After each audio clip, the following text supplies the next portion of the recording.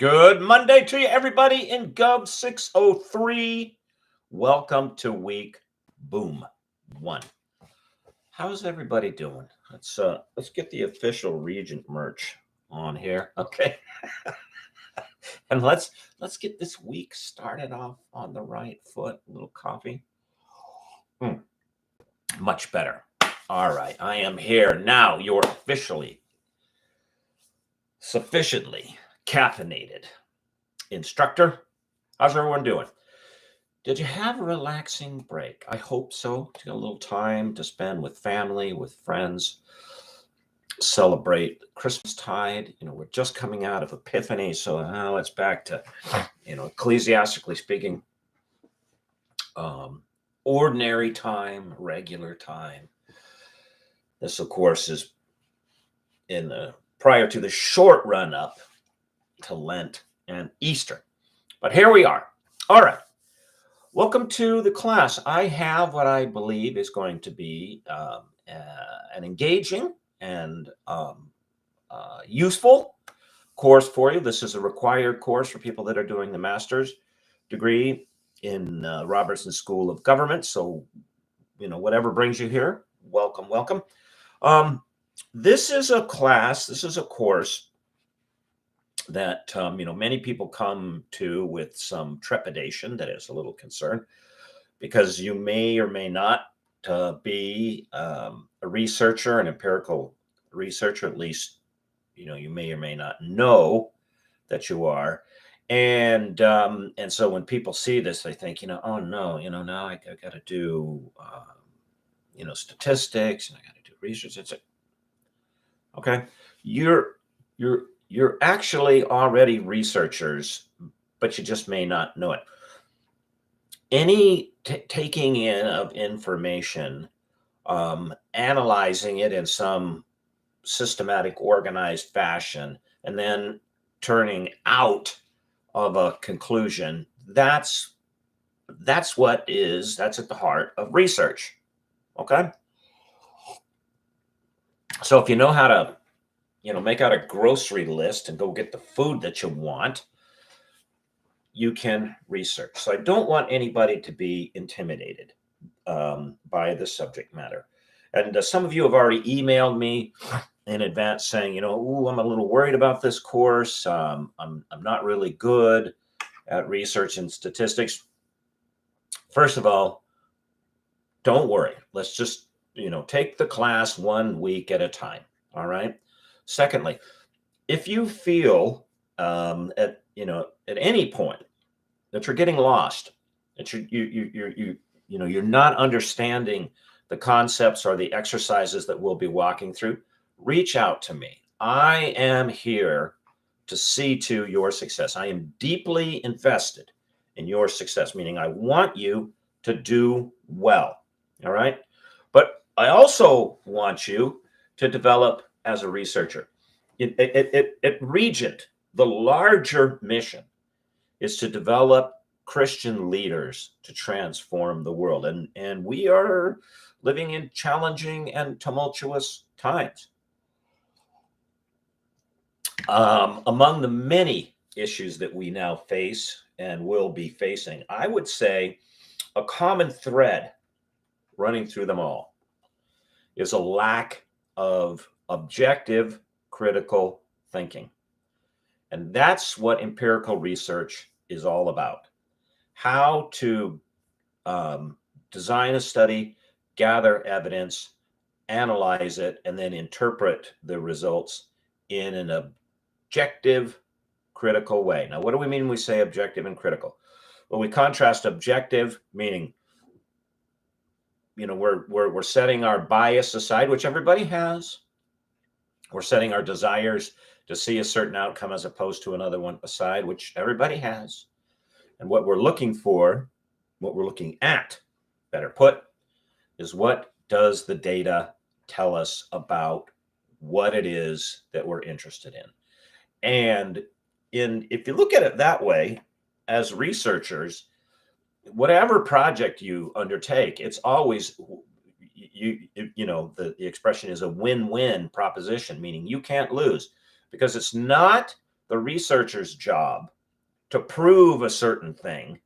It's the researcher's job to ask a question and then report the answer. And if the answer is yes, then the answer is yes. If the answer is no to the question, the answer is no. That's it. That's it. Okay. So it's much more straightforward than you might think. All right. So we're going to be focusing on how that process works. Now, the world of research, like any study, has its own sort of vocabulary and terminology and phrasing.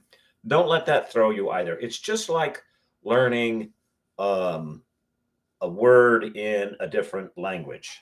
The best way to do it is to do it and to not ask, well, why is it like this? So, for example, I mean, you can delve into that if you like. That's fine. Consider this, word we use in English. I'm writing on a pad here. Okay. How would you say that? Would you say ballet? No, you would not. You say ballet. Okay. Why? Why is the T silent? There's no silent T in English. Okay. Now there's T's that blend into other things, and I don't mean T like as in you drink, like as in T or TH, the difference between T and th, like that or thought.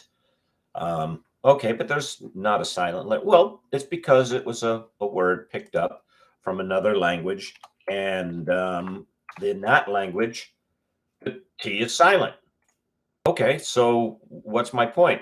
That is the way to understand how to pronounce the word ballet when you see it is just to memorize the word ballet, and you don't say ballet. The same is true here. Okay, you're going to have some terms thrown at you that are new. It's just like another language. Just memorize the terms and associate them to the concept or the process. I mean, if you want to go into, I'll do my best to explain the origin of these terms so that'll help them make sense to you.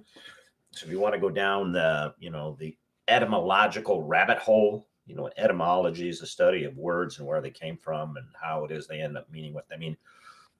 Great. But at the very, basic fundamental level, you don't have to. You just memorize the term and know what it's associated with. And you're doing this all the time. Okay. So, here's another example. Here are 3 implements of writing. Just happen to have them lying around on my desk. They're all used to do essentially the same thing. Draw symbols onto paper, in this case, that will then be interpreted as something, like write a letter or a note. But this one is a marker, and we actually use the trade name Sharpie. This one is a pencil, and this one is a pen, and in this case, a fountain pen. Okay.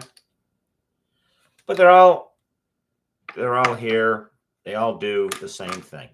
But we don't, because you've just memorized this, and now by association with the name to the thing. And if I say, if somebody said, hey, write put up a sign on the door, use the Sharpie. Okay, you would go, whoa, what am I going to use? What? Well, because you've memorized the word, the trade name, Sharpie. Okay. And you've associated it with the thing. So you wouldn't reach for a pencil and go, oh, is this what you mean? That's it. It's the same thing here. Focus on memorizing the term, associating it to the action or concept, and that's it. And by way of approaching this, if you start there, you're going to do just fine. And don't worry. All right, you're all more than smart enough to wrap your heads around this. Okay, so for the first week, what are we doing, and what do you need to do? Okay, a couple of things. First and foremost, what I'd like you to do is to get into the class module, because you might be clicking on this link through your email. Okay, so go over to Canvas, get into the class shell or whatever you like, and download and print out the syllabus. Now, I used to say this without even thinking, and I realize now that some of you may not have a printer or access to a printer. Okay, find one that is a printer. All right. Why do I suggest that you download the syllabus? Because there is something fundamentally different about holding paper in your hand as opposed to just having something electronically.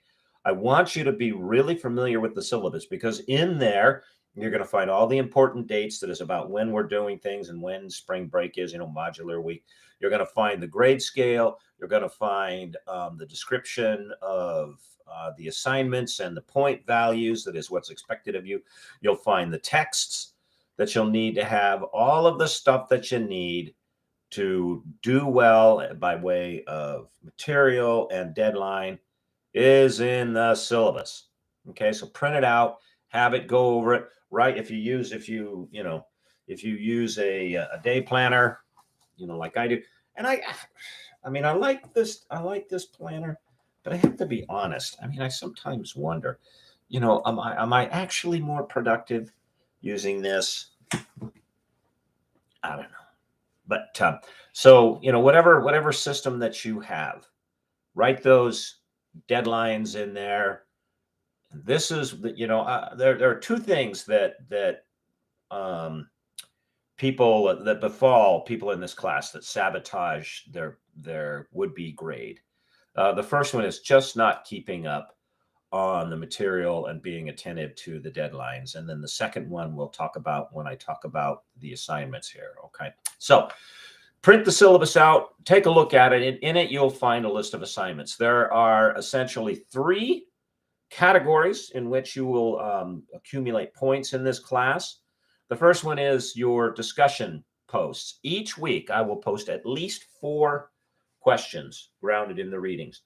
I will ask you to respond to the question, all right, and start a new thread when you respond. That is, this is in Canvas.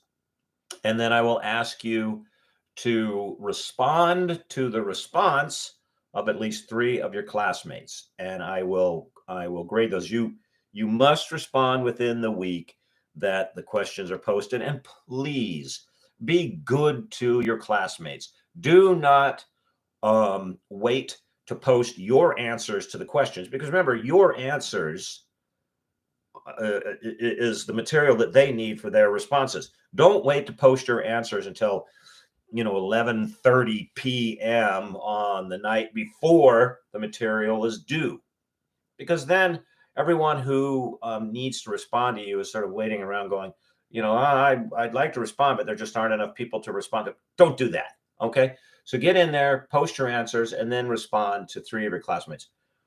You must respond in the week that they're posted to get full points, and your response to your classmates must rise above the level of material that you would expect to see in a spam submission on a comment section for a website.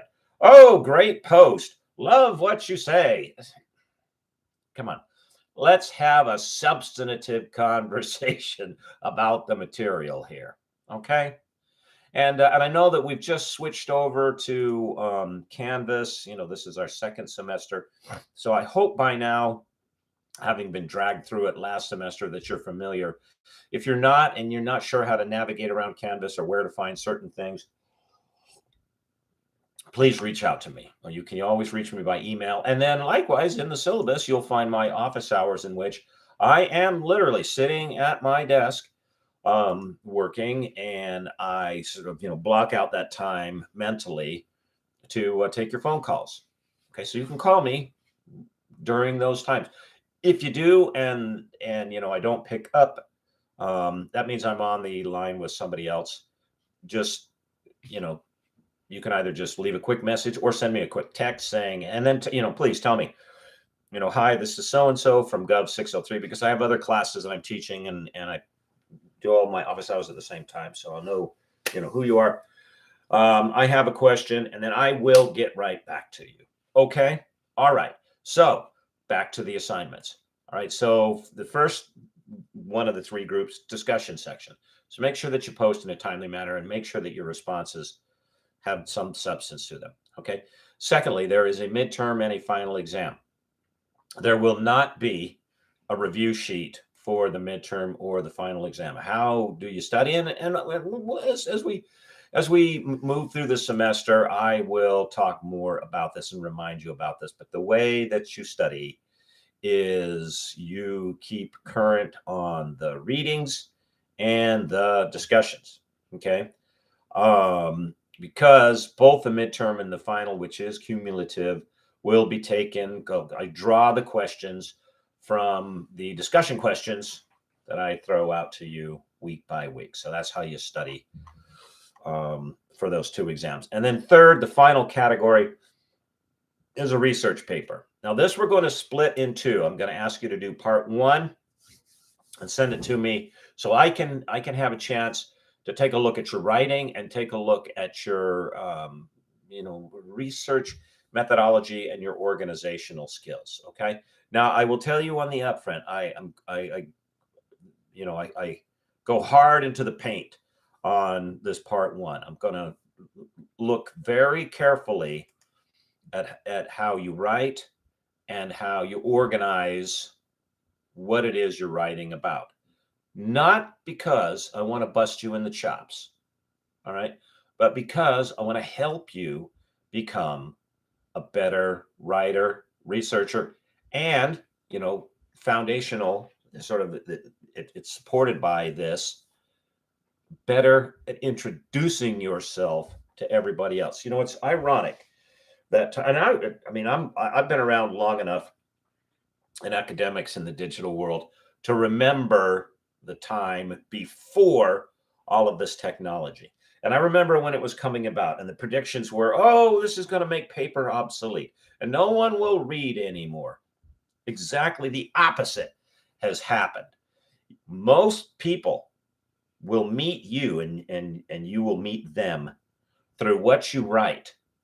And so it is, whether it's just a 1 or 2 sentence string on X, formerly Twitter, okay, or a paper or a resume or a writing sample or a law document, and on and on and on and on. Most people are going to meet you through how you write, and you need to write well.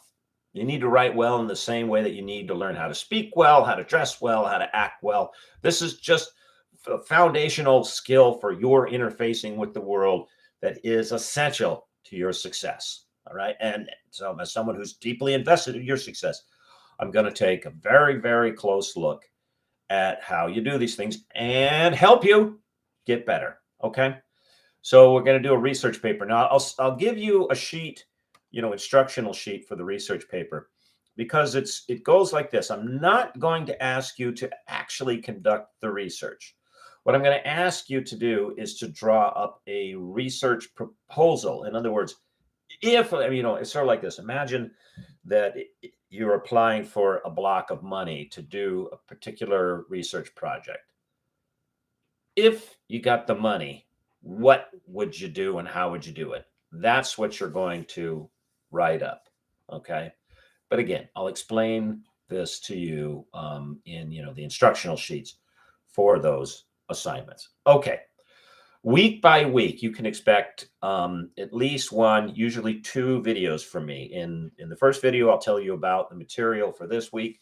And in the second video, we're going to review the material and your discussion of the material from last week. So this week, there's only one video since you haven't had any material yet. I mean, it's now posted, but you haven't done it, is what I'm saying. Okay. So for this week, all right. Okay. The way to start this class each week by week is always go to the modules, look, it will say week 1. Okay. And then it'll tell you what you need to do by way of reading. And for this week, you have 2 chapters. I give them to you. They're in PDF. They're Political Science Research Methods by Johnson, Reynolds, etc. We're just going to refer to it as Johnson and et al. I have links for them over in the modules under the one that says study. So open those up, have a look at them, okay? And then after you finish the readings, again, this will be every single week. If you go over into the discussion links for, in Canvas, you'll see a series of questions. Each week you'll see 4. So it'll be, it'll be listed as week 1, question 1, week 1, question 2, week 3, question 3, and so on and so forth. All right. So it would be there that you answer the questions by starting a new thread. So for this week, we're gonna just get into some basic fundamental terminology. What is it that we mean when we say empirical research? What is it that we mean when we say implied research? What do we mean when we say recreational research? What's the difference between, one as opposed to another? Okay. When we generate data and we put it in various visual forms, like a scatter plot graph or a bar graph or a line graph, what's the difference between those and how do you identify them? What is one used as opposed to another? All right. Those sorts of things is what we're going to be focusing on this week. Okay. Foundational definitional terms. All right. Okay. And then finally, for the first week, there is a participation quiz that is in Blackboard. You must take this quiz. I cannot emphasize that enough. Why must you take this quiz? And look, there's no way to study for it. It's just, read the syllabus and answer the questions about the syllabus. Okay. Or read some university policy and answer it. And you might be asking yourself, okay, if there's not any way to study, and this is basically read this, tell me that, why am I doing it? This quiz is designed like a CAPTCHA.